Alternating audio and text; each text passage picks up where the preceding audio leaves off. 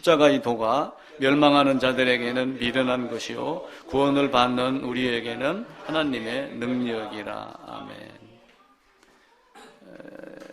요즘에 미국에서 어떤 사람이 간인가 폐인가 어디에 암이 걸렸는데 개 구충제를 먹고 나섰다 유튜브에 뜨는 바람에 대한민국에서 난리가 났습니다. 세상 이술로 고치지 못했는데 우연히 그게 나섰다라고 하는 이야기가 있어서 거기에 메인 사람이 있었고, 연예인 중에 한 사람이 나도 먹고 나섰다 이렇게 또 띄우면서 많은 사람들이 약국에서 지금 그 개 구충제가 지금 동이 났 정도로 팔린다고 합니다. 혹 어떤 것이든 나을 수 있다라고 하는 그 희망, 그것 하나를 붙잡고 사는 것을 보며 우리는 무엇을 붙잡고 사는가? 세상 사람들이 멸시하고 아닌 것 같은데 진짜인 그것이 무엇인가? 라고 하는 것을 꼭 찾아야 되지 않느냐라는 생각을 하게 됩니다. 그지난주 말씀을 드리면서 사무엘 하에 대한 말씀을 드린 적이 있었습니다.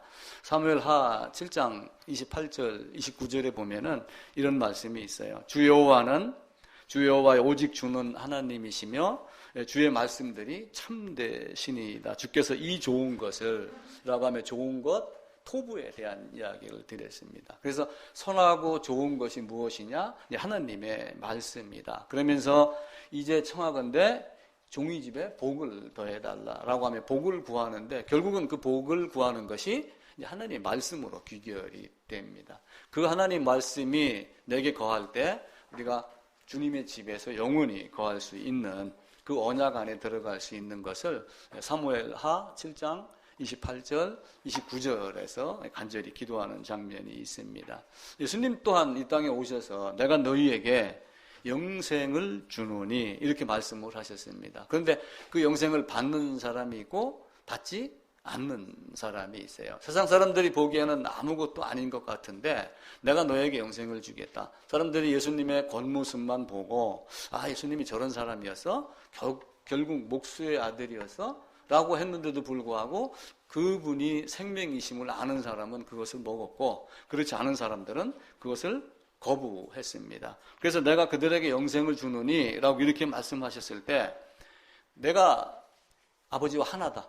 이 말은 사실은 무슨 말이에요? 내가 하나님이야. 이 이야기를 하는 거예요. 근데 하나님을 찾았던 유대인들이 돌을 들어서 예수님을 치려고 했습니다. 근데 왜 그럼 유대인들은 예수를 돌로 치려고 했을까? 예수님이 내가 하나님이야 라고 했는데 왜 돌로 치려고 했을까? 결론은 쉽죠. 예수가 하나님이 아니라고 여겼기 때문에 그러고 하나님의 이름을 도용한 이상한 사람이라고 여겼기 때문에 그렇습니다. 그래서 이사야서 53장에 나와 있는 예수님의 겉모습, 흠모할 만한 것도 없고 한 사람의 모습을 보았기 때문에 그 내면을 보지 않고 그 육체 안에 거하는 신성을 보지 않았기 때문에 결국은 예수를 돌로 치려고 이렇게 했었죠.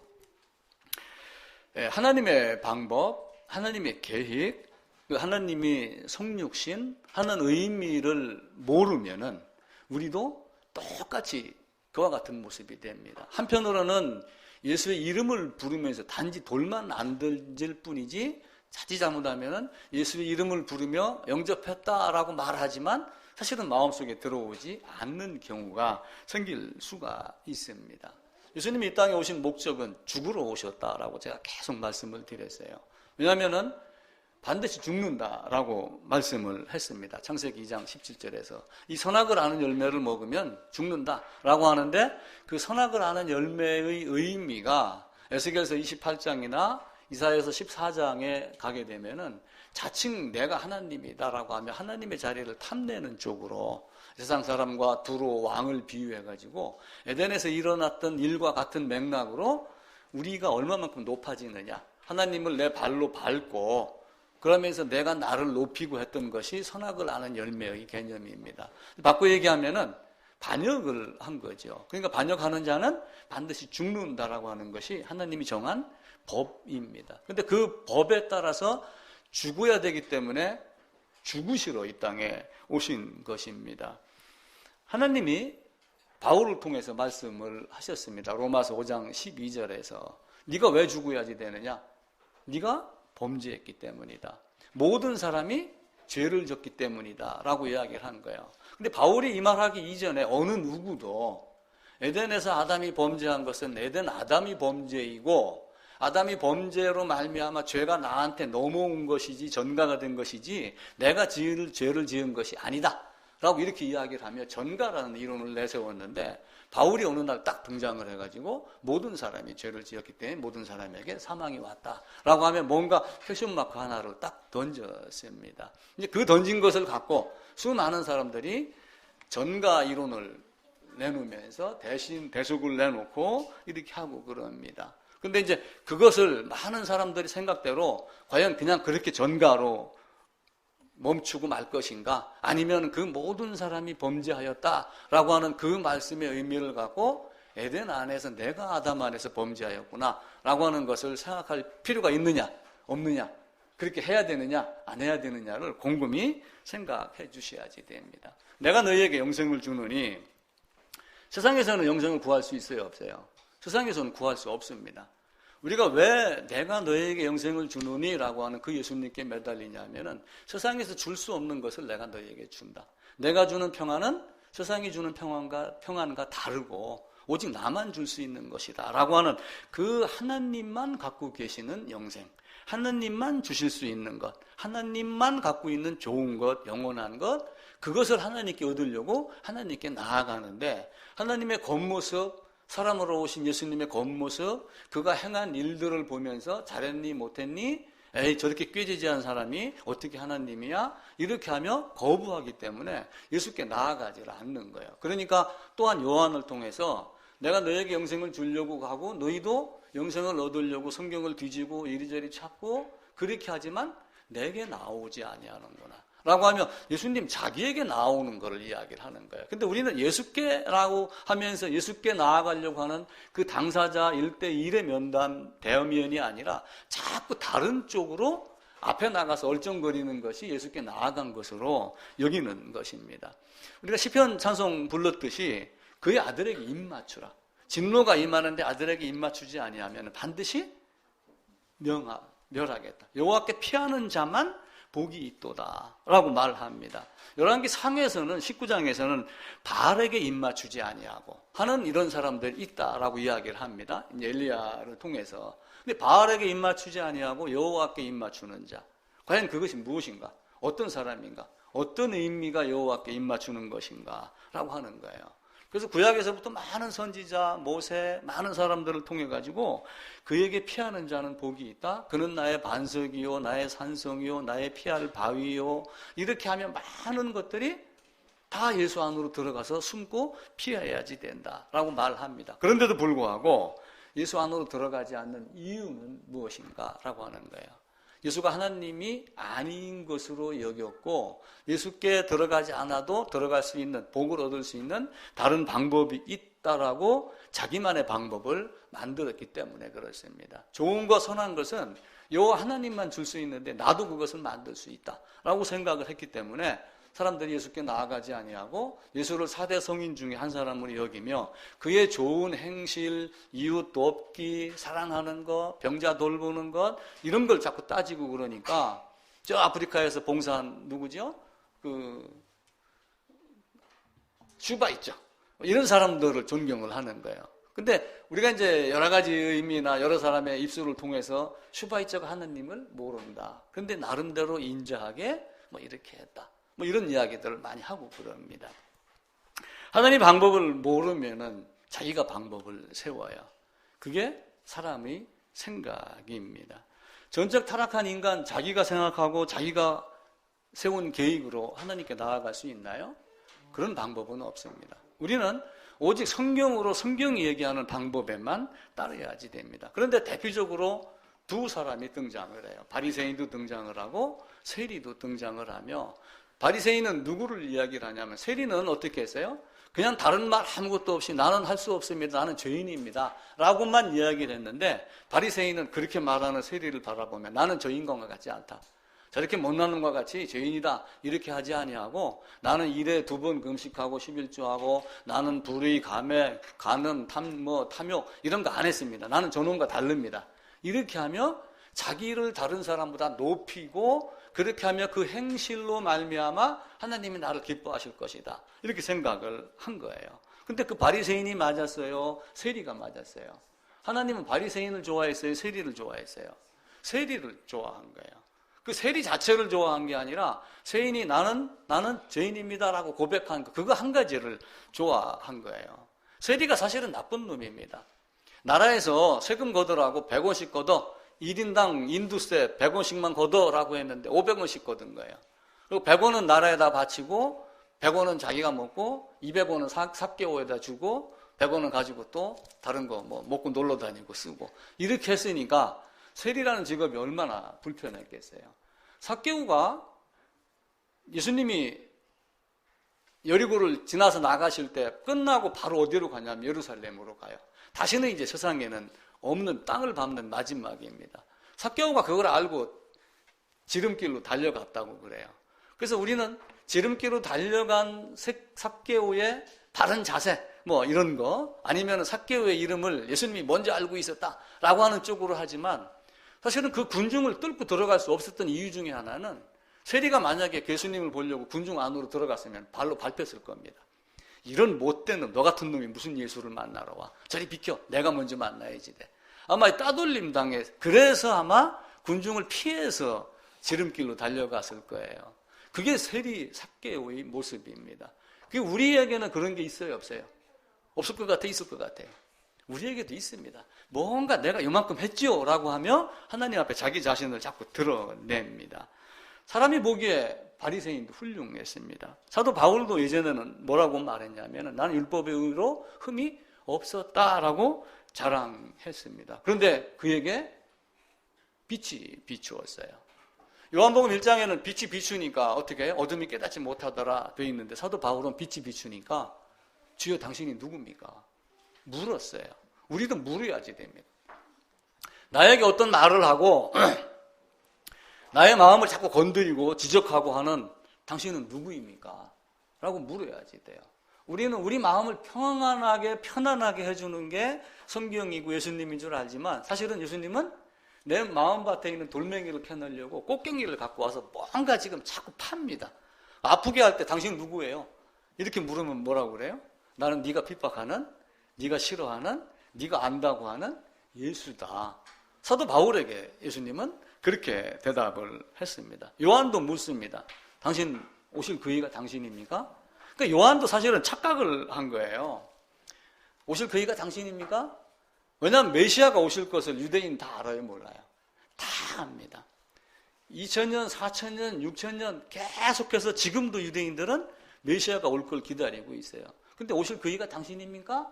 왔으면 로마 군대를 없애고 왔으면 지금 미국을 없애고 우리가 최고가 돼야지 되고 감옥에 갇혀있는 나를 꺼내야 되는데 나를 안 꺼내는 당신은 진짜 메시아입니까? 라고 요한이 묻는 거예요. 기복신앙은 지금만 있는 게 아니라 세례자 요한에게도 기복신앙이 있는 거예요, 사실은. 그러니까 메시아가 와갖고 무엇 하는가라고 하는 것을 우리 주님이 말씀했어요. 뭣도 낫게 하고 그러면서 복음이 전파된다 해라. 그래서 나로 말미암아 실족하지 아니하는 자는 복이 있도다. 왜 너희가 나의 겉모습만 보고 내가 진짜 어떤 존재인가 알지 못하고 왜 나의 겉모습과 나의 인성과 나의 족보와 요셉 마리아 뭐 이런 것들 베들레헴 뭐 이런 걸 가지고 나로 말미암아 실족하면은 복이 없다. 넘어지는 자다. 이렇게 이야기를 하는 거예요. 그러면서 이스라엘은 유대인들은 늘 찬양을 했어요. 우리도 찬양 그런 게 있습니다. 찬송가에 곧 오소서 임마누엘 계속해서 오기를 기다리는데 막상 왔는데 거부를 하는 거예요. 지금 예수님은 이 땅에 오신 지가 몇 년 됐어요? 약 2000년 넘었습니다. 이미 오셨는데 예수님 왜 내 앞에 나타나지 않습니까? 라고 하면은 그 이치가 맞아요, 틀려요? 이미 내가 너희에게 갔잖아 라고 하는 거예요. 이미 내가 너희에게 편지가 있어서 보냈는데 왜 내 편지를 읽고 내가 나오라고 하는 그곳으로 왜 안 나오니? 이렇게 한다면은 하나님이 얼마나 답답해 하게 했어요. 그런데 사마리아 여인은 예수님을 찾았어요. 똑같은 유대인입니다. 세리는 죄인입니다 했고 사마리아 여인은 이스라엘 백성 중에 따돌림 당하는 사람들이에요. 왜냐하면 거기가 이스라엘 역사 중에 적군들이 들어와 가지고 인종을 혼탁하게 만들었습니다. 적군을 들어다가 사마리아에다가 넣고 사마리아에 있는 사람들을 끄집어다가 애국으로 끌고 가고 그렇게 해서 거기에 혼혈이 생기게 했습니다. 그러니까 사마리아는 정통 유대인들이 봤을 때 아주 더러운 것, 싹수가 노란 것, 그들은 상종할 만한 인간이 아닌 것, 그런 쪽으로 본 거예요. 근데 그 사마리아 여인도 메시아가 올 줄을 알고 있는 거예요. 근데 예수님이 오셔가지고 딱 한마디 했어요. 오실 줄 기다리고 네가 말하는 그가 내가 그다. I am. 바로 나야. I am that I am. 온다고 하는 그 사람이 바로 나야. 라고 하는 그 말이 이제 우리 이제 신학교 가면은 에고 에이미라고 하는 헬라어를 배워서 I am 그럽니다. 근데 그 말이 출애굽기 3장 14절에 있는 말씀하고 똑같은 말씀이에요. 그 히브리어를 에고 에임이 나는 누구누구이다라고 번역한 게 에고 에임이고 우리나라 말로는 사마리아 여인에게 내가 그야. 내가 하나님이야. 내가 메시아야. 이렇게 말한 겁니다. 그러니까 사마리아 여인이 어떻게 했어요? 물동이를 버려두고 이 물동이가 사실은 여러 가지 의미가 있긴 있어요. 매일 길어서 먹어야 되는 세상 것을 버리고 이제는 주님을 따랐다. 이제 그런 의미도 되고요. 또 여러 가지 의미로 해석할 수가 있겠죠. 그래서 이가 가가지고 내가 예수를 만났다. 이렇게 했습니다. 근데 나중에는 어떻게 했어요? 그 말을 들은 동네 사람들이 예수님을 못 가게 붙잡고 이틀만 더, 그래갖고 이틀을 더 유했습니다. 마치 니고데모가 밤중에 예수님을 찾아가가지고 야 임마 너 그것도 몰라? 꺼져! 예를 들어서 예수님이 그렇게 했다고 해보세요. 그랬는데 니고데모가 나 지금 가면 끝입니다. 더 이상 나에게 기회가 없습니다.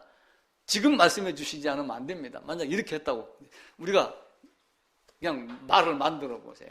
그렇게 해놓고 니고데모가 밤새도록 주님과 교제했다. 우리가 일반적으로 그렇게 생각을 하고 있습니다.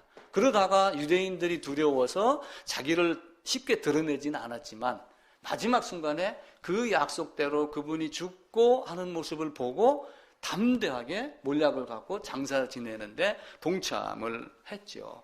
근데 이틀 동안 유하면서 예수님이 많은 말씀을 했어요. 그러니까 동네 사람들이 하는 말이 이제는 사마리아 여인 당신 때문에 예수를 믿고 당신을 통해서 믿고 듣는 것이 아니라 이제는 우리가 예수님께 직접 보고 듣는다. 그래서 제가 그 얘기를 하는 거예요. 제 얘기를 듣고 제 말을 믿는 것이 아니라 제가 얘기하는 말에 따라서 성경을 보고 그분이 어떤 분인가를 그분에게 직접 나아가지 않으면 안 된다. 근데 우리가 신앙이 안 되는 이유 중에 하나는 설교자의 말을 믿으면 되는 걸로 설교자를 따르면 되는 걸로 생각을 하기 때문에 이 교회가 이상한 방향으로 흘러나가는 겁니다. 다시 오실 메시아입니다. 지금 여기 와 계셨고 이미 와 계시고 또 다시 옵니다. 그 요한도 그걸 확인하고 싶었고 누구냐고 물었고 그리고 바울도 기다렸습니다. 진짜 메시아를. 그러면서 율법의 행위로 의롭다함 받을 정도로 열심히 했는데 그 바울에게 딱 빛이 비추니까 하나님이 보이기 시작을 한 거예요. 내가 그라라고 했을 때 사마리아 여인은 맞습니다 라고 하면 눈이 뜨였는데 바울도 빛이 비추니까 눈이 뜨여서 당신 누굽니까?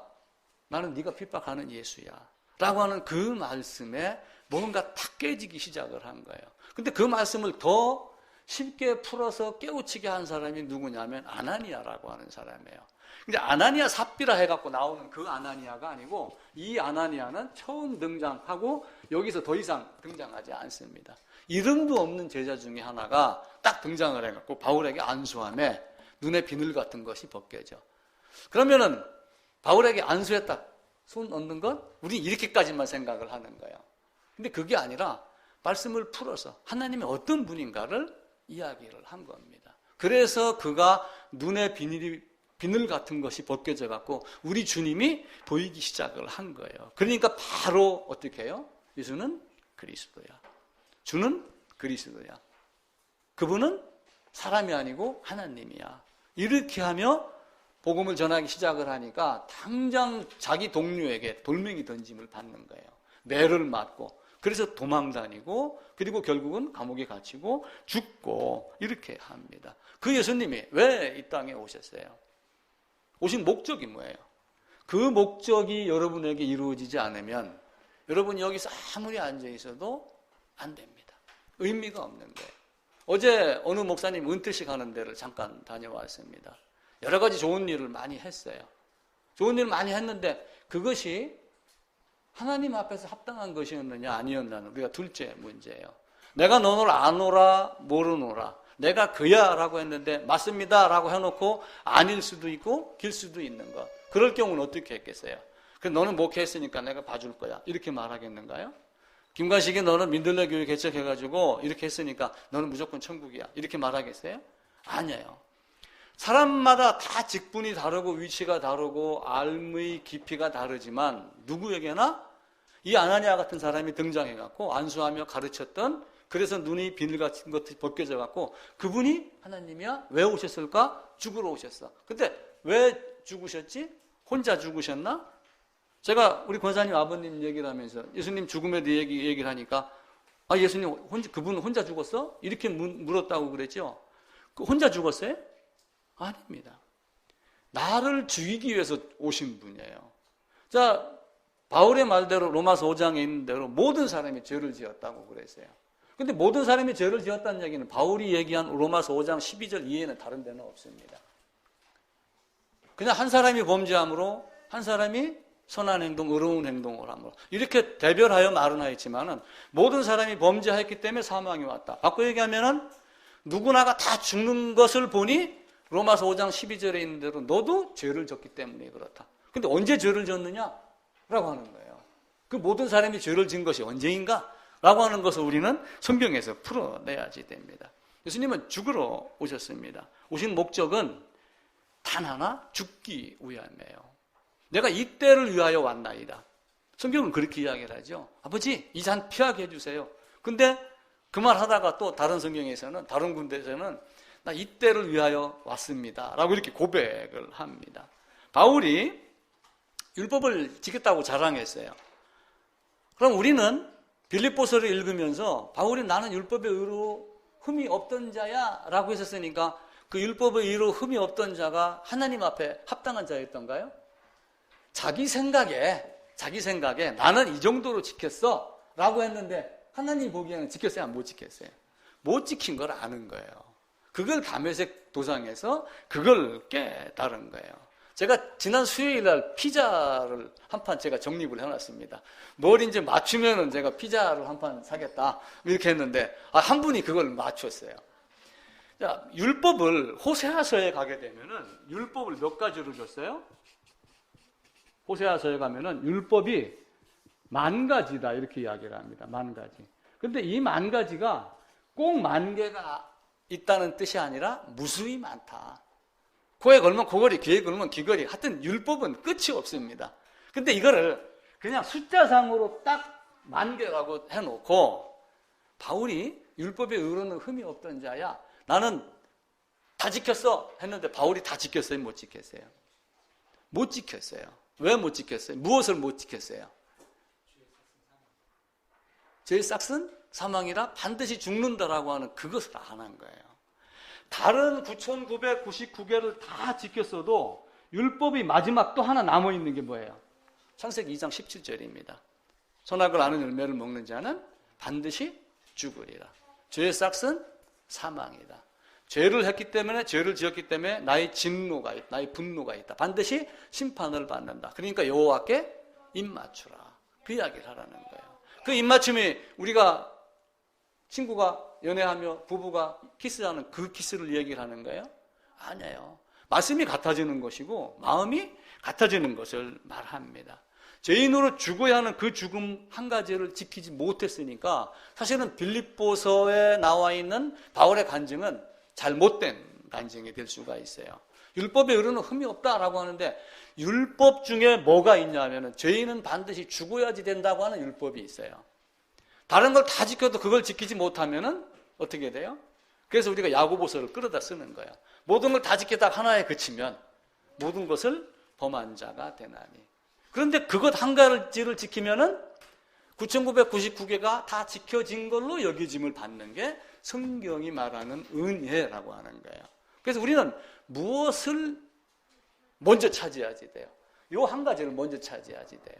그런데 사람들은 이 한 가지를 안 찾고 뭘 찾냐면 이걸 찾아갖고 지금 내가 몇 번째 여기에다가 초점을 맞추는데 마지막 순간에는 너 죄값 치렀어 안 치렀어? 요것 한 가지를 묻는 거예요. 그게 안 되면 어떻게 해요? 하나님은 내가 너를 도무지 알지 못하노라. 네가 일에 2번 금식하고 뭐하고 다 했을지라도 저 세례와 같이 나는 죄인입니다. 나는 죄값을 치러야지 됩니다. 그런데 죄값을 치르기 위해서 이것이 죽음이라면 내가 죽겠습니다. 근데 죽으면 해결이 돼요, 안 돼요? 해결이 안 돼요. 죽는다고 해결되나요? 살아나야죠. 그래서 나는 죄값 치렀습니다 라고 하는 말을 해야 되는데 딱 자기 멱을 끊고 죽고 난 다음에 어떻게 해요? 살아나지 못하는 죽음은 아무런 의미가 없는 거예요. 그래서 우리 주님이 이 땅에 오셔서 살아나실 수 있는 하나님, 나는 버릴 권세도 있고 다시 살 권세도 있다라고 하면 내 안에 들어와라.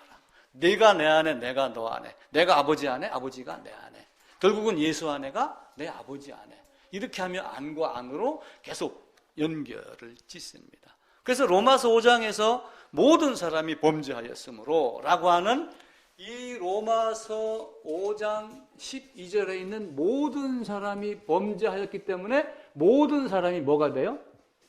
모든 사람이 죄인이 되는 거예요. 맞아요, 이 죄인? 아담 때문에 죄인 됐어요? 내가 죄인 된 거예요. 내가 죄를 졌기 때문에 죄인이 되는 거예요. 그게 깨쳐야지 그 다음부터 성경이 보입니다. 그게 안 깨치고 성경을 보기 시작하면 끝까지 성경이 안 보여요. 9,999개를 다 알아도 안 됩니다. 하나님은 예를 들면 남쪽에서 지금 북쪽에서 포 움직이는 거 알아요, 몰라요? 인공위성이든 뭘 통해 갖고 지금 그게 뭐 이동식이냐 아니냐, 왜 뭐 국회 와서 거짓말 하느냐 막 싸우고 그럽니다. 안 가보고도 알아요. 그런 정도로 성경도 이 한 가지를 모르고도 성경에 대한 많은 것을 알 수가 있어요. 근데 하나님은 요거 한 가지를 알아라, 그 얘기를 하는 거예요. 네가 이북 사투리를 쓰든 서울말을 쓰든 분계선 넘어서 한 발짝 넘어갔느냐 넘어왔느냐, 요 한 가지를 묻는 거예요. 그 이후에 탈북한 사람들이 우리나라에 와서 살아감이 어려울 수 있을지라도 문제는 뭐예요?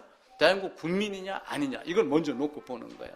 그래서 이것을 뭐라고 얘기를 하냐면, 모든 사람이 죄를 지었는데 아담 맞아. 근데 아담이라고 한정 짓지 말고 내가 아담 안에서라고 하는 요 죄를 뭐라고 얘기하냐면은 원죄, 이렇게 이야기를 합니다. 원죄.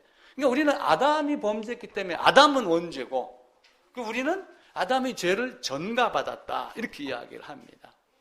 자, 로이드 존스라고 하는 사람이, 유명한 사람이 있습니다. 그는 의사였어요. 의사였는데 성경을 딱 알고 내가 사람을 고치는 게 아니라 사람에게 영생을 주는 복음을 전해야지 되겠다 해갖고 의사를 딱 집어치우고 목사가 됐습니다. 그 사람이 많은 책들을 써내면서 설교 비슷하게 이렇게 많은 책들을 써내는데 좋은 말들이 많습니다. 그가 원죄에 대해서 이렇게 이야기를 했어요. 내가 왜 죄인이냐? 먼저 태어난 사람에게 오염되거나 같이 있었기 때문에 오염됐다. 같이 있었기 때문에 그들의 죄를 따라서 내가 흉내냈다. 이것 아니다. 뭔가요? 오염된 것 아니고 모방하여 내가 흉내낸 것 아니다. 어려서부터 악하고 내 마음에 악하고 뭐 이런 많은 것들이 있잖아요. 애기들은 악해요, 안 약해요? 아니, 아까 하진이도 보니까 저 다이 막 머리를 탁 잡고 막 땡기대. 그게 세상 말로 치면 악한 거예요. 우리 성민이가 가끔 승질 나면 지 누나한테 주먹질을 해요. 하지 말라고 하는데도. 그러면 그건 뭐예요? 악하기 때문에 그래요. 그 악함이 어디서 왔어요? 위에서부터 피를 타고 이렇게 따라 내려왔다. 내가 나의 부모가 제약 중에 출생하였고 그 안에서 내가 출생하기 때문에 태어날 때부터 내 안에 죄가 내재가 되어 있다. 로이드 존슨은 이렇게 표현을 했어요. 그래서 제가 이제 성경을 읽다 그동안에 설교를 하면서 무슨 이야기를 했어요?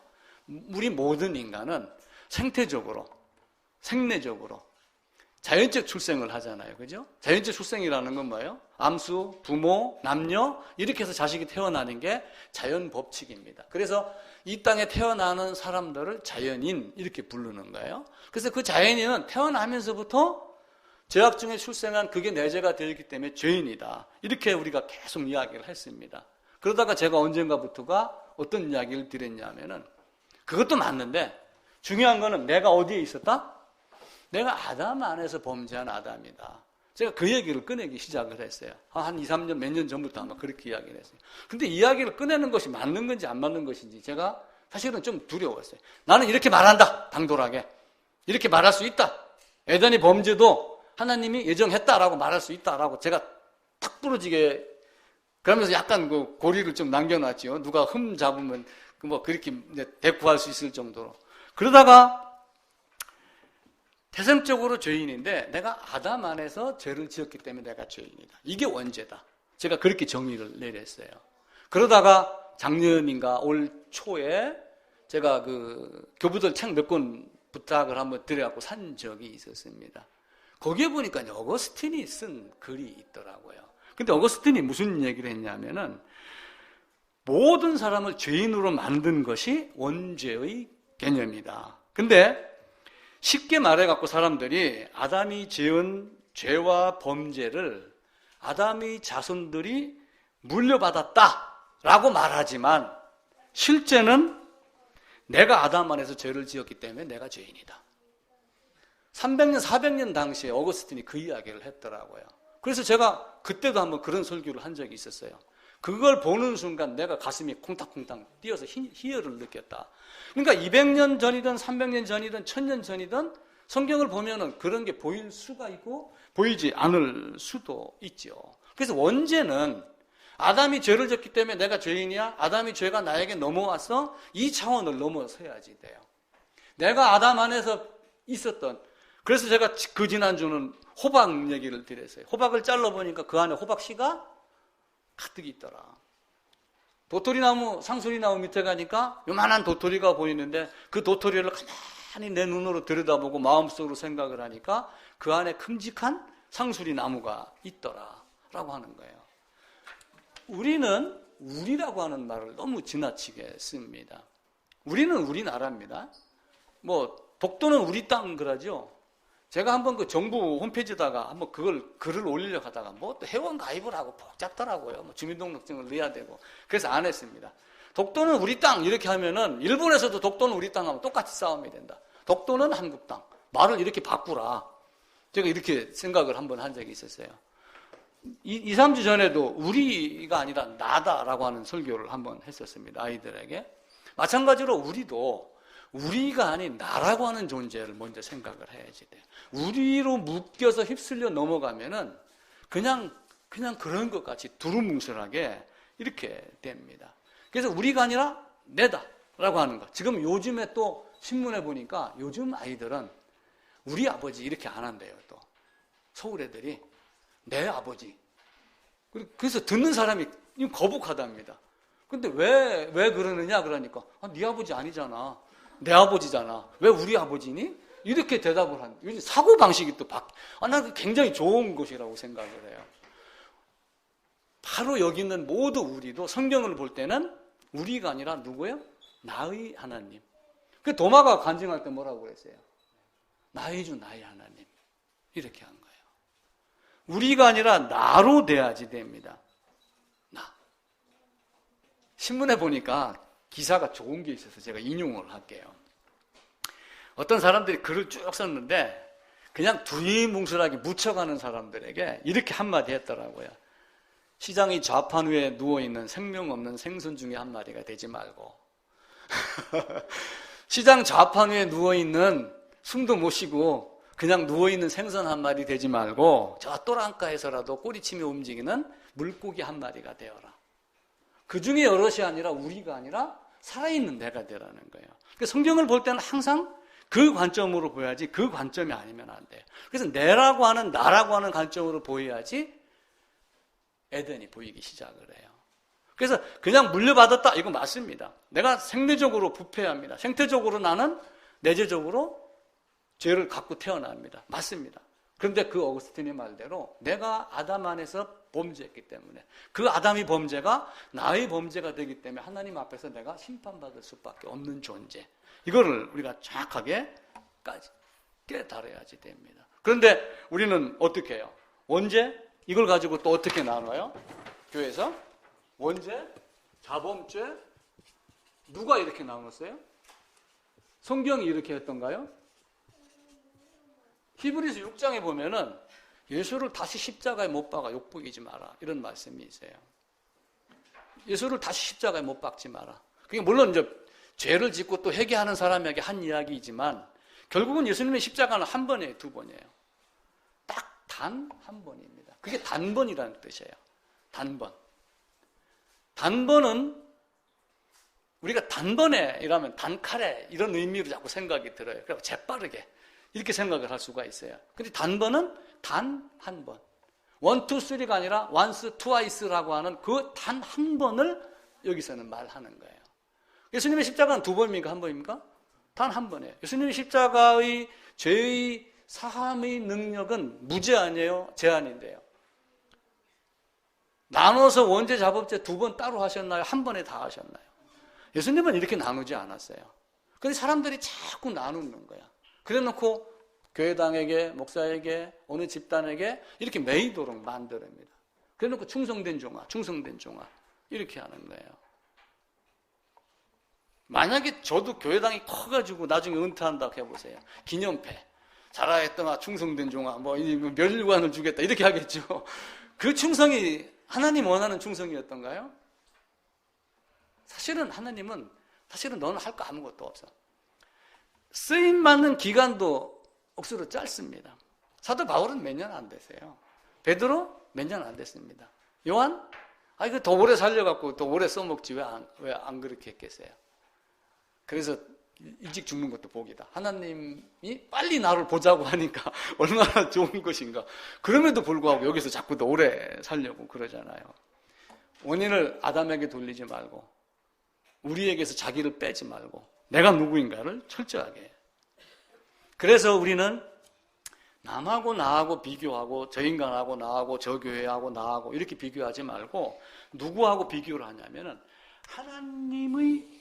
하나님의 의하고 그 다음에 내가 가진 나의 의하고 비교를 하는 거예요.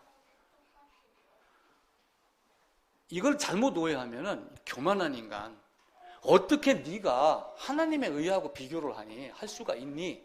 이렇게 이야기를 하지만 우리 주님은 레위기에서 내가 거룩하니 너희도 거룩하라 그렇게 말씀하셨어요. 우리가 하나님과 같은 존재가 된다는 게 아니라 하나님이 우리에게 주려고 하셨던 그 거룩함, 그 의가 나에게도 있느냐라고 하는 걸 비교를 해야지 돼요. 그게 있느냐 없느냐에 따라서 하나님의 사람이냐 하나님의 사람이 아니냐라고 하는 거. 그걸 따져야지 됩니다. 당신이 보기에는 내가 죄를 많이 짓고 못됐고 설교할 능력도 없고 말재주도 없고 제가 오늘 SFC 강의 제가 했습니다. 딱 이제 시험 공부 열심히 하라고 제가 이제 딱 4번을 빼주기로 했습니다. 대신에 이제 불합격 때문에 이제 키 바꾸는 거예요. 그래서 열심히 하라고 그랬는데 제가 저를 소개를 하려고 내가 저 지성석 킹 목사야. 내가 유튜브에 설교 올리고 있어. 이래놓고 유튜브 화면을 딱 복사를 캡처해가지고 딱 띄웠는데 딱 보니까 우리 박찬도 선생님 설교한 그 화면이 딱 있더라고요. 그래서 딱 보니까 옆에 김관식에는 10번, 12번, 2번밖에 안 되는데 박인전 42번. 야, 그래서 이 양반 목회 잘하겠다. 그래 내가 또 그걸 뒤지다가 쭉 내려가지고 혁진이 보니까 39번. 이거 그럼 나는 뭐야? 그렇게 비교하면은 세상에 끝이 없는 거예요. 중요한 건 뭐예요? 하나님이 나에게 준 의와 이게 같은가 안 같은가. 요것 한 가지를 보는 거예요. 그럼 그게 됐었을 때 하나님 앞에서 나는 거룩한 존재냐, 거룩한 존재가 아니냐. 창세기에 보게 되면은 세상을 만들었습니다. 세상 만드는데 벌레 만들었어요, 안 만들었어요? 뱀 만들었어요, 안 만들었어요? 지금 우리 보면 뱀 보면 징그럽다고 해요, 안 해요? 근데 하나님은 뭐라고 했어요? 보시기에 좋았더라. 우리는 하나님이 보시기에 좋았더라라고 하는 것에만 딱 합하면은 신앙이 올바른 시작이 되며 올바른 완성이 될 수가 있어요. 그게 안 되기 때문에 문제가 되는 거예요. 이런 말이 있어요. 환경을 바꿀 수 없으면 누구를 바꿔라? 나를 바꿔라. 그럼 내가 성경을 바꿀 수 있어요? 내 생각으로 하나님께 나아갈 수 있어요? 그래서 성경이 무엇을 말하는가? 성경이 어떤 방법을 말하는가를 찾아내는 거예요. 우리는 이게 아직 목이 덜 마르기 때문에 지금 그렇게 하는 거예요. 매일 은지가 늦잠을 잡니다. 학교에 맨날 늦습니다. 그런데 회사에 딱 들어가면 지각해요, 안 해요? 지각 안 하죠. 왜 그래요? 목구멍이 포도청이기 때문에. 그게 세상 이치예요. 왜 목구멍이 포도청이냐라고 하는 말이 나왔는가를 제가 이걸 딱 떠올리다가 인터넷 들어가서 조사를 해보니까 포도청은 무서운 것. 지금의 검찰청 들어갔다 나오면 대통령 했던 사람도 막 벌벌 떨고 그러잖아요. 그러니까 목구멍이 포도청이라고 하는 그게 결국은 뭐냐면 먹고 사는 게 그 검찰청 안에 들어갔다 나오는 것만큼의 두려움이 있다. 그래서 목구멍이 포도청이다 이야기를 하는 거예요. 근데 하나님 앞에서 나를 합리화시키지 아니하고 내가 어떤 존재인가를 성경이 요구하는 대로 율법이 요구하는 대로 너 죽었어? 요것 한 가지를 이야기를 하는 거예요. 제가 이야기를 수백 번 수천 번 더 했습니다. 근데 그날 가서 하나님 앞에서 쭉 찾아봤는데 안 보여? 강무사님 지금 웃는데 그때 안 보여? 그러면 내가 몽둥이 들고 나갈 수 있어요, 없어요? 사실은 보이지도 않아요. 예. 아, 당신 왔어? 이것만 보이지 안 온 사람은 못 찾아요. 그게 천국이기 때문에 그래요. 하나님은 우리에게 하나님의 사랑이 어떤가? 성경이 뭘 말하는가? 그걸 계속해서 가르칩니다. 율법의 기능이 뭐라고 그랬어요? 율법의 기능. 제가 세 가지로 이야기 드렸죠. 율법의 기능. 혹시 기억나세요? 율법의 기능. 첫 번째, 죄를 깨닫게. 두 번째는 뭐라고 했어요? 죄를 해결하게. 죄를 해결해 줍니다. 이게 중요해요. 제가 그래서 갑자기 이 생각이 나가지고 그 전에 한두 달 전에 혁진이가 전무죄불성 설교한 원고를 한번 뒤져봤어요. 그때 율법에 대해서 이야기를 했거든요. 그래서 보니까 그게 신원아 교수 책을 참조를 해가지고 시민적, 교육적, 규범적 이렇게 구분을 했더라고요. 그러니까 시민적은 뭐냐면은 시민사회, 사회적 율법 이런 게 되는 거고, 교육적 율법은 죄의 비참함을 알게 하기 위한 것, 규범은 이제 뭐 도덕법 비슷한 이런 게 십계명이라든지 이런 것들이 되지요. 그래서 기독교 강요를 들춰보니까 칼빈도 율법의 기능을 세 가지로 요약을 했어요. 기독교 강요 2권 7장인가? 거기쯤에서. 율법의 기능 첫 번째를 뭐라고 봤냐면은 각 사람에게 불의를 경고한다. 죄악을 들춰낸다. 그게 이 말이에요. 죄를 깨닫게 한다. 두 번째는 뭘 했냐면은 우리 인간은 죄악의 정욕에 불이 타가지고 끌려고 하는 게 아니라 거기다가 오히려 기름 붓는 격이 되는 거예요. 그래가지고 부패한 생각이 계속 버섯같이 자라나고 억제할수록 정열의 불길이 커지고 율법 자체를 미워하면서 율법을 만드신 하나님을 미워하고 죽이려고 한다. 이게 칼빈이 율법의 기능 두 번째로 이야기를 하며, 그 율법의 기능 두 번째에서 첫 번째는 죄를 깨닫게 하고 두 번째에서는 두려움에 떨어서 하나님을 찾아가도록 만들었다. 그러니까 결국은 죄를 깨닫고 두려움, 공포 같은 의미로 말한 겁니다. 그런데 이 시민적, 교육적, 규범적이라고 하는 이 내용이 누구에게서 나왔냐면은 루터하고 동시대에 사역을 했던 독일 개혁자 멜라니톤이라고 하는 사람이 이 세 가지 용법을 이야기를 한 거예요. 근데 그걸 가지고 나중에 루터 칼빈도 이런저런 이야기를 많이 했는데, 이 칼빈이 두 번째 이야기를 하면서 너는 죄인이야. 반드시 벌을 받고 너는 영원토록 소금이 그 프라이팬에서 튀듯이 그런 고통을 받는 건 꺼지지 않는 그 지옥불, 유황불에 들어갈 수밖에 없는 존재야.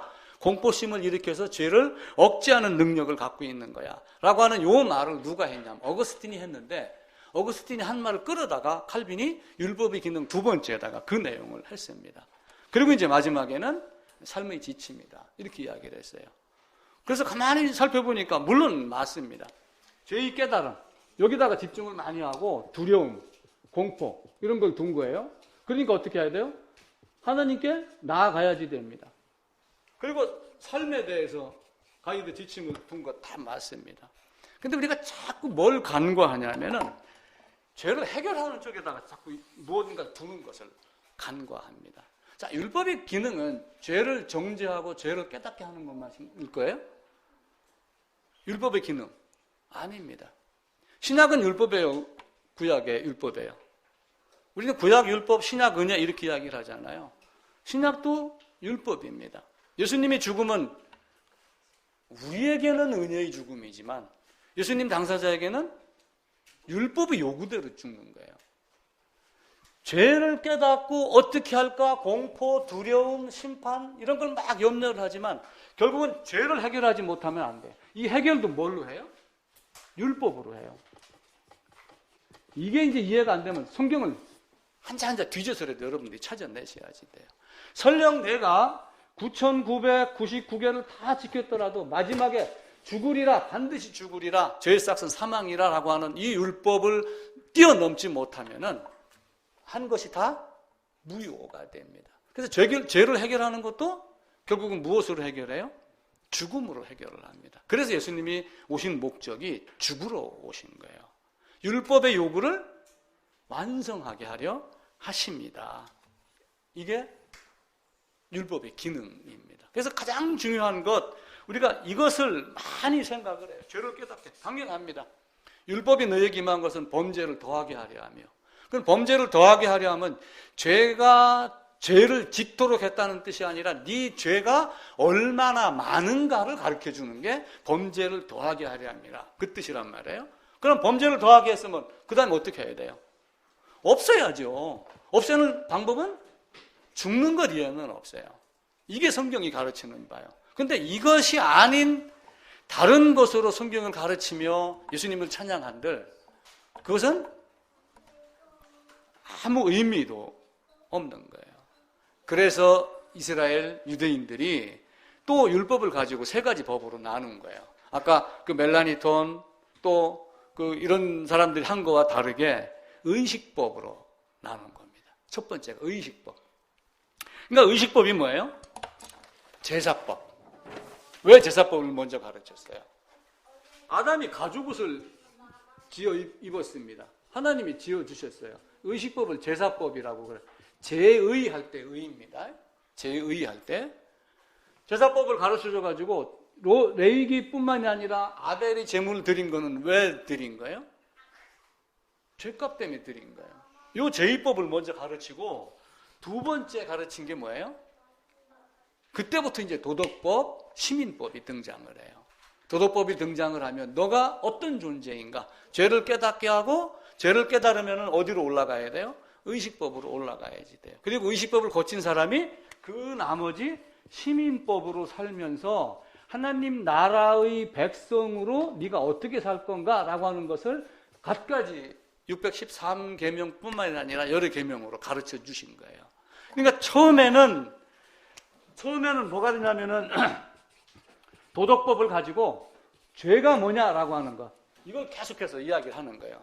지금 여기서 이야기를 했듯이 첫 번째 기능인 죄를 깨달음을 뭘로 가르쳐 주냐면 도덕법으로 계속 가르쳐 주고, 두 번째 죄를 해결하는 방법을 의식법, 제사법으로.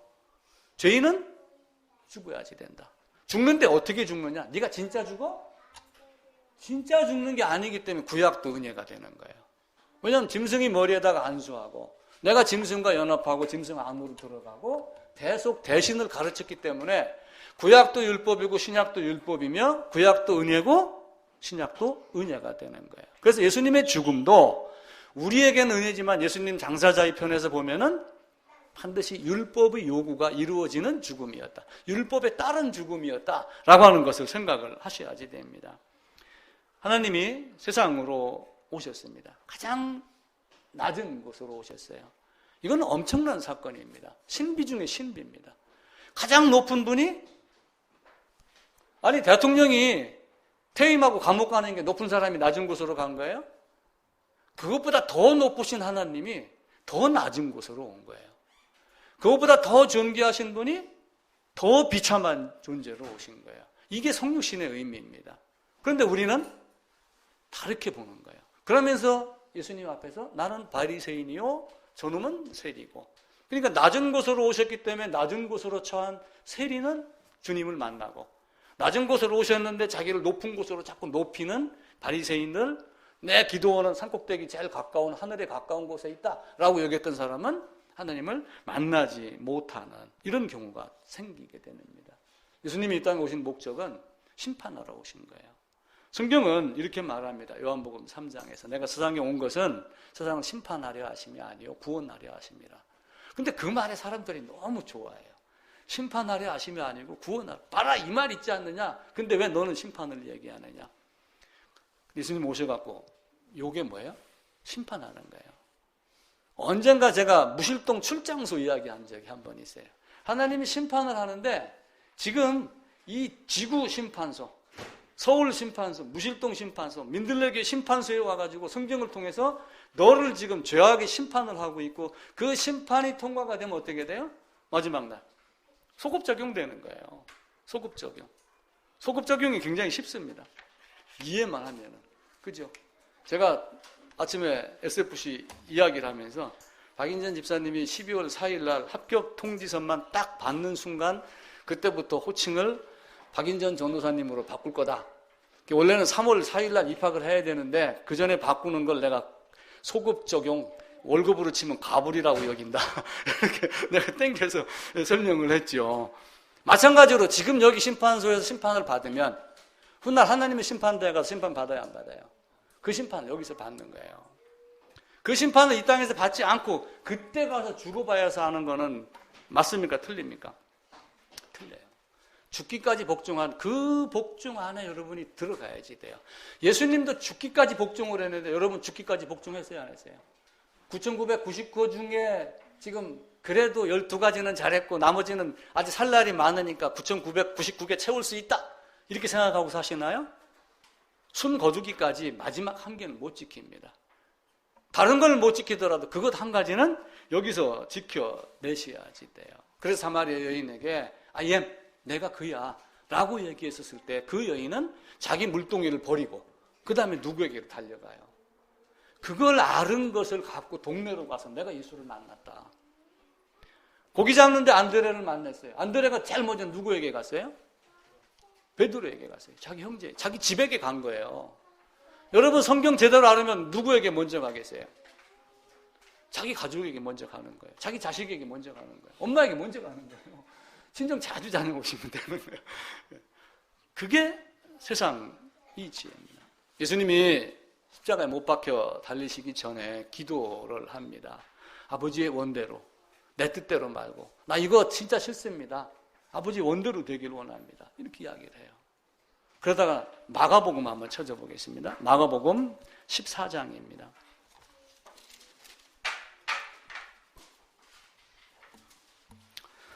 14장 36절입니다. 신약성경 81쪽이네요. 마가복음 14장 36절입니다. 한 절 같이 읽읍시다. 이르시되 아빠 아버지여 아버지께서는 모든 것이 가능하오니 이 잔을 내게서 옮기시옵소서. 그러나 나의 원대로 마시옵고 아버지의 원대로 하옵소서 하시고, 이 성경을 읽고 설교 원고를 작성하며 딱 적어놨는데 모든 것이 가능하오니 이게 모든 것이 뭘까? 라는 생각을 순간 했어요. 모든 것이 뭐겠어요? 모든 것이 가능하오니 뭐겠어요? 한지사님, 모든 것이 가능하오니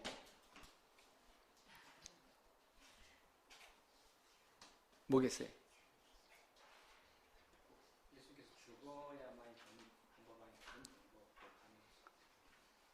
예수님은 말씀만으로도 병을 낫게 했습니다. 말씀만으로도 없는 것을 있게 하셨고, 말씀만으로 하늘에서 떡이 만나가 내려오게 했고, 메추라기가 날아다닐 때 우리가 손만 뻗으면 잡을 수 있는 위치로 메추라기를 다 해갖고 한 달 동안 아무 때나 그냥 집어서 갖다 먹으면 돼요. 살아있는 거를. 그렇게 만드신 분이에요. 그러면 하나님이 말씀으로 은지 너는 교회 안 다녀도 너는 천국이야. 이렇게 하겠어요? 못 하겠어요? 할 수 있어요? 없어요? 있음에도 불구하고 왜 꼭 굳이 내가 죽어야지 됩니까? 근데 이렇게 죽는 것이 아버지의 뜻이면, 아버지가 정하는 방법이면 내가 반드시 죽어야지 됩니다. 이게 그 말이라고 저는 해석을 했어요. 모든 것이 가능하지만 하나님은 반드시 죄의 삭은 사망이다 라고 하는 거예요. 우리는 공부하고 설교 작성하고 교제하고 이러면서 뭐 강해 설교하고 뭐 이래가지고 이게 문제가 아니에요. 그건 학자가 하는 거고, 그건 신학자가 하는 거고, 하나님의 백성은 그렇게 하지 않아요. 하나님 자녀는, 하나님 진짜 제자는 모든 것이 가능하지만 왜 그분이 그렇게 하셨을까? 그 의미를 파내서 3개월, 6개월, 3년, 그리고 또 다른 데 가서 그때 당시는 그렇게 한 거예요. 근데 지금은 건물 핑계대고 뭐하고 이렇게 하면서 에녹이 성을 쌓았듯이 건물 쌓아놓고 건물 지어놓고 여기서 저 싸우니 라고 하면 계속 여기 있기 때문에 문제가 되는 거예요. 하나님은 공의 때문에 죽으셨습니다. 그 공의가 무엇인가라고 하는 거예요. 도르트 신조도 우리가 공부를 한번 했습니다. 하다가 역진이가 이제 여름방학 때 어디를 이제 잠시 여행을 가는 바람에 이제 못하고 그랬는데, 그 도르트 신조 제가 프린트 해놨어요. 저 잠깐 하나주세요. 거기 보게 되면은 하나님의 공의에 대한 내용이 나와요. 십자가의 능력에 대한 내용들이 나옵니다. 한 장씩 쭉 나눠 가지시면 돼요. 이쪽 편에 반 뚝 던지시고, 예. 도르트 신조 둘째 교리에 대한 내용을 제가 복사를 해갖고 나눴습니다. 예, 둘째 교리 보면은 제일 위에 두 번째 줄입니다. 그리스도의 죽으심과 그 죽으심으로 말미암은 사람의 구속. 이 내용이 프린트에 있는데 제 1항부터 4항까지가 있습니다. 자, 1항입니다. 함께 읽읍시다. 하나님의 공의가 요구하는 형벌. 하나님께서는 지극히 자비로우실 뿐만 아니라 지극히 공의로우시다. 하나님의 공의는 하나님께서 말씀에서 하나님 자신을 계시하신 것과 같이, 가로는 제가 만들어 놓은 겁니다. 하나님의 무한하신 위엄을 거슬러 저지른 우리의 죄에 대해 우리의 몸과 영혼 모두에 일시적인 형벌들과 영원한 형벌을 요구한다. 하나님의 공의에 대하여 하나님께서 만족하시지 않는 한 우리는 이 형벌들을 면할 수 없다. 하나님의 공의는 우리에게 벌을 주는 게 하나님의 공의예요. 왜냐하면 에덴에서 범죄했기 때문에. 근데 이 범죄한 그것을 심판을 하는데 하나님이 만족할 정도의 심판을 해야지 하나님이 그 다음에 심판을 면해줘요. 그럼 하나님이 만족할 수 있는 심판은 뭐예요? 죽여 없애는 거예요. 그게 하나님 사랑이에요. 죽여 없애는데 나 김관식이를 그냥 여기서 목을 자르는 게 아니라 연합의 비밀을 가르쳐 주는 거예요. 그게 은혜란 말이에요. 도르트 신조도 아주 잘 정리를 했습니다. 2항입니다. 그리스도께서 하나님의 공의에 대하여 하나님을 만족하게 하심. 우리 스스로는 하나님의 공의에 대한 만족을 하나님께 드릴 수 없으며 하나님의 진노로부터 우리 자신을 건져낼 수도 없다. 그래서 하나님께서는 하나님의 무한하신 자비로 하나님의 독생자를 우리에게 보증으로 주시고 보증이신 독생자 그리스도께서 우리를 위해 하나님의 공의에 대한 만족을 하나님께 드리시도록 십자가에서 우리를 위해 나를 대신해 그리스도께서 죄와 저주가 되게 하셨다. 만족할 수 있는 방법을 찾은 것이 뭐냐면은 누군가를 대신해서 죽고 그 대신 안으로 들어온 자. 죽기를 원하는 자, 죗값으로. 그 죽기를 원하는 자가 자기가 죽을 수 없으니까 대신 죽을 수 있는 자 안으로 들어와 죽으면 네가 죽은 걸로 여겨주겠다라고 하는 그 죽음 안으로 들어온 것, 그 공의를 이야기를 합니다. 3항입니다. 그리스도의 죽으심이 지니는 무한한 가치, 능력. 하나님의 아들의 이 죽으심은 죄에 대한 유일하고 전적으로 완전한 희생제사이자 만족이며 무한한 가치를 지니기에 온 세상의 죄를 속하는데 넘치도록 충분하다. 제4항, 그리스도의 죽으심이 무한한 가치를 지니는 이유. 그리스도의 죽으심이 무한한 가치를 지니는 이유는 죽으심을 겪으신 그리스도께서 우리의 구주가 되시기 위해 필요한 조건으로 하나님의 독생자로서 성부 하나님과 성령 하나님과 본질이 같으시고 동등하게 영원하시며 무한하신 분이기 때문이다. 또한 그리스도의 죽으심은 내가 지은 죄 때문에 내가 마땅히 받아야 할 하나님의 진노와 저주를 그리스도께서 내 대신 겪으신 것이기 때문이다. 그래서 무한한 가치를 지닌다. 그렇게. 우리가 정리해야 될 말을 이미 앞선 선진들이 예수님이 돌아가시고 부활하시고 시간이 흐르면서 이게 막 잡설들이 난무하니까 많은 사람들이 모여서 정리를 해놓은 거예요. 이보다 더 좋은 말이 있으면 지금 다시 한번 정리를 해도 돼요. 우리가 한번 고민 한번 해보셔야지 돼요. 예를 들어서 율법의 기능. 제가 만약에 유명한 신학대학교 총장이라면 율법의 기능은 이 세 가지로 다시 요약할 수 있다. 이렇게 하겠어요. 근데 제가 무능한 이름이 없는 사람이니까 제가 이야기하는 게 허공에 도는 거예요. 근데 여러분들은 나중에 훌륭한 목사가 돼서 이거다라고 이렇게 이야기를 한번 해보세요. 율법의 기능은 죄를 깨닫게 하지만 해결해 주는 것이 없으면 안 된다. 해결을 누가 하느냐? 하나님의 공의를 만족시키기 위해서. 그 공의를 가지고 공의를 만족시키기 위해서 죽인 그 죽음은 가치가 커요, 작아요? 제한이 돼요, 안 돼요? 제한이 안 됩니다. 횟수가 나뉩니까? 안 나뉩니다. 단번에 영원토록 영원한 성령으로 영원한 속죄. 이게 하나님이 우리에게 준 사랑이에요. 이것을 놔놓고 이 땅에서 다른 걸 자꾸 얘기하면서 교회 충성을 하라는 이야기는 아주 잘못된 이야기입니다. 물론 충성해야죠.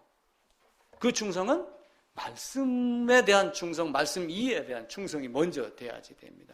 근데 그것 없이 충성을 요구하면은 문제가 커집니다. 그래서 하이델베르크는 죄의 비참함에 대해서는 이야기를 해요. 참담함을 넘어 비참함에 간다 이런 말이 있습니다. 그래서 참담보다 비참이 더 강한 거겠죠. 어떤 의미인지는 다 비슷비슷한 뜻이더라고요. 그 비참함이 마지막에 어떤 것인가? 영원한 형벌에 대한 개념이 우리가 갖고 있어야지 돼요. 그래서 하나님의 공의는 자기 아들을 죽이기까지 우리를 사랑하신 사랑이지만 하나님의 공의는 여기에서 제가 만약에 심판자가 된다고 해보세요. 제 아내만 빼고 심판하겠어요? 제일 어린 우리 성민이 이제 우리 손자니까 쟤는 빼놓고 내가 심판할 거야. 너는 그냥 용서 이렇게 하겠어요, 안 하겠어요? 그 누구도 예의 없이 공정하고 공평하게 공개적으로 이게 공의라는 개념이에요. 아무도 봐주는 사람이 없는 거예요. 이게 하나님의 공의는 무서워요, 안 무서워요? 무섭습니다. 그 무서움을 예수님으로 말미암아 나로 통과하게 하신 것, 그게 사랑이란 말이에요. 신앙의 마지막은 사실은 심판입니다. 그 심판을 우리가 정확히 알고 구약도 율법이고 신약도 율법입니다. 구약도 은혜를 가르칩니다. 그리고 신약도 은혜를 철저하게 가르칩니다. 아담이 가죽옷부터 에덴 동산에서부터 은혜를 가르쳐요. 세상에 딱 나오면서부터 아벨에게 뭘 가르쳐요?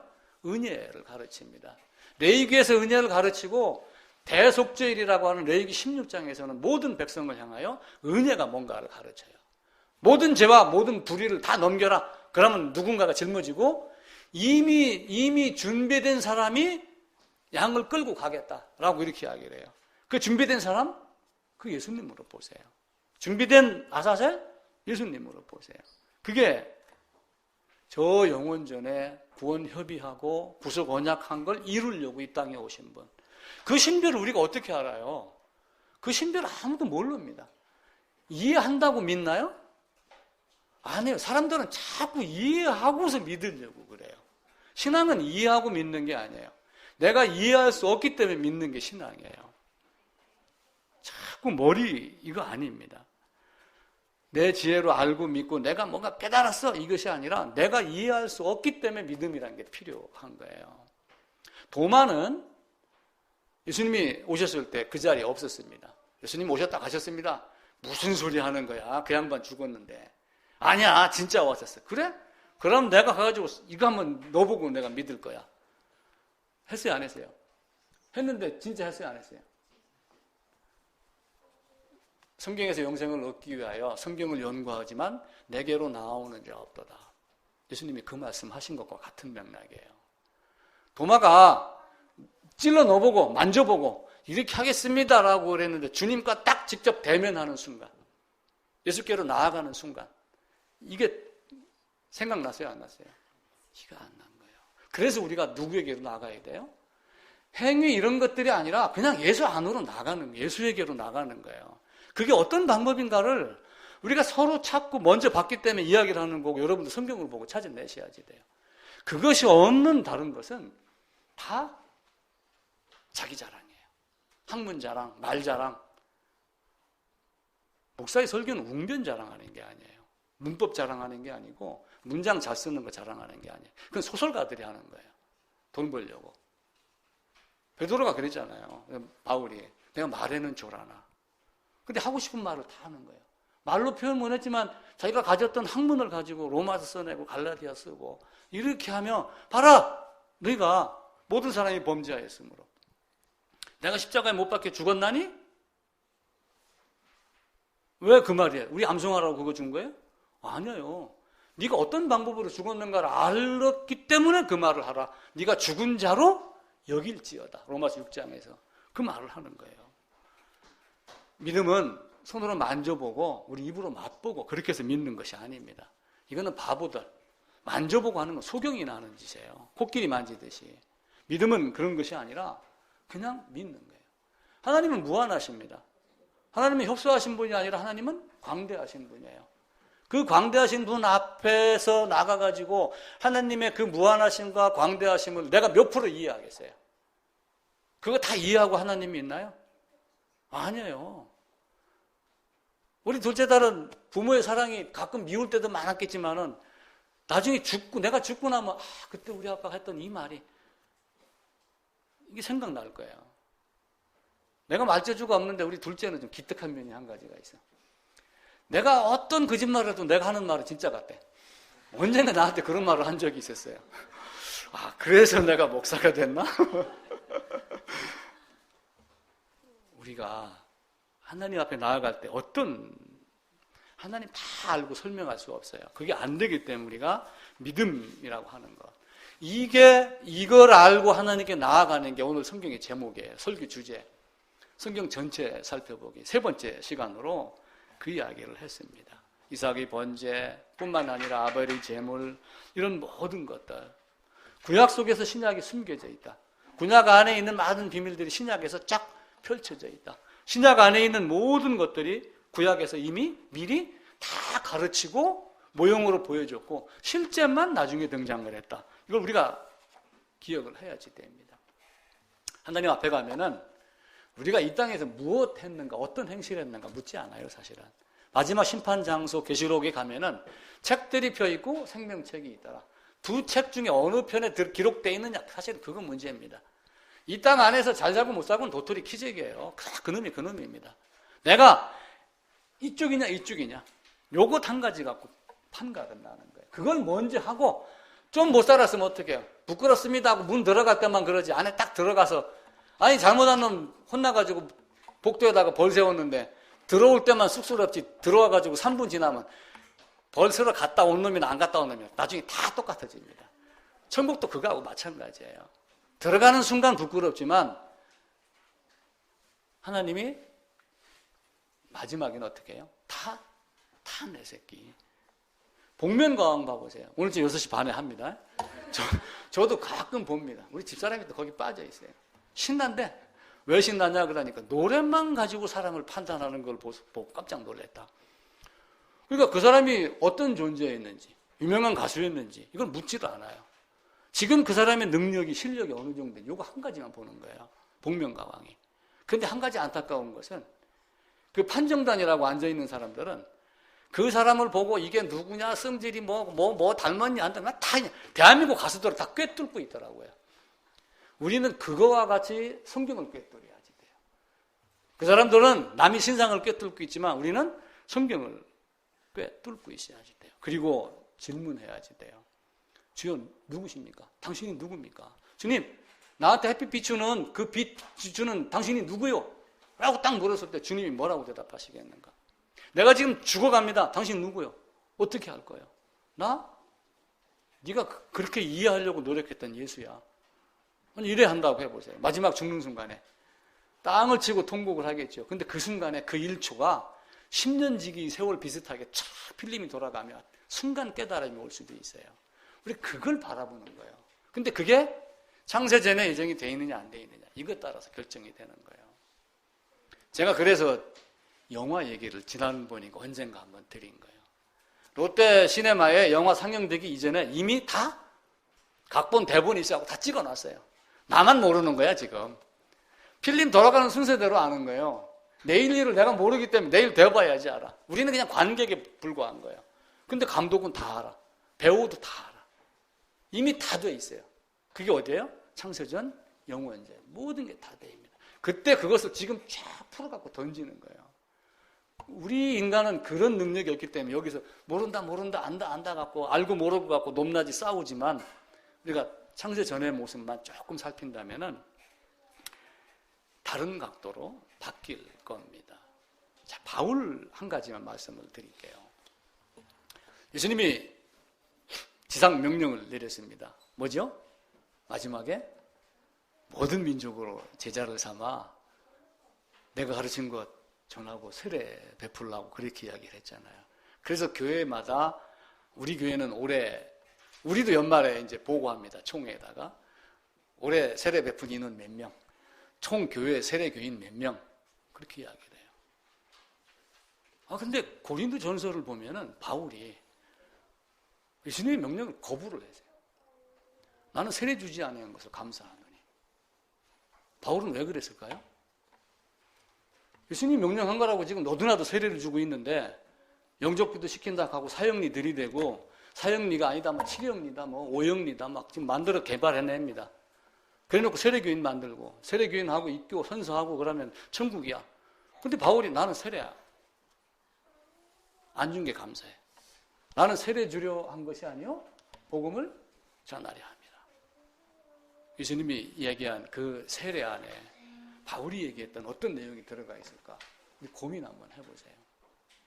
그게 진짜 세례의 의미가 뭔가? 그래서 바울이 우리는 손으로 하지 아니한 세례, 머리다가 손 얹지 아니한 세례를 받았으니 곧 그리스도의 세례니라. 그리스도의 할례니라. 라고 하는 말로 바꾸어서 적용 한번 시켜보세요. 제 말이 이해가 안 되면 계속 한번 그냥 짓거려 보세요.